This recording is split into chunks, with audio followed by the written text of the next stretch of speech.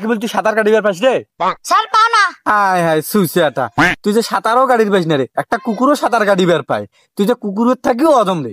Sir তোমার পান sir কুকুর আর তোমার নজর পারছো তাহলে করে থাকিল।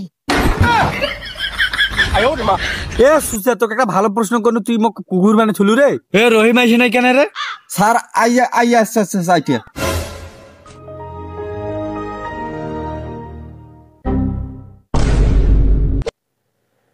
কিরে রহিম, তুই 2 দিন থেকে স্কুল আসিস নাই কেন?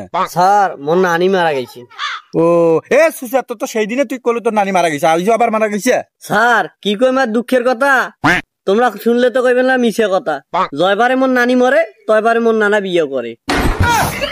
ও আচ্ছা, আগে বল তুই যে কাল ছুটি নিলু, আজ আবার স্কুল কেন আলু রে? স্যার একটা দরকার আসল, দরকারটা হয় না দেখি স্কুল আসছো। ও আচ্ছা, শোনো কি প্রবলেম? স্যার একজনকার সাথে দেখা করার কথা ছিল তো, আর বাবা কাশি রে জানাই।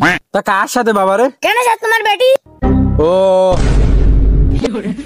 সুসিয়া, তুই কাল থেকে স্কুল আসবি না। রনি তুই কত পানি কি লিঙ্গ? স্যার তরল লিঙ্গ। গাধাটা। স্যার গাধা হয়েছে পশু লিঙ্গ। বেয়াদব। স্যার এটা অপমান লিঙ্গ। বাবারে তুই কেন স্কুলটা আসিস রে? তো কার পাঠে দেয় স্কুলত রে? স্যার আমি কিন্তু বেতন আনছু। ও বেতন আনছিস? কাল থেকে প্রতিদিন আসবো।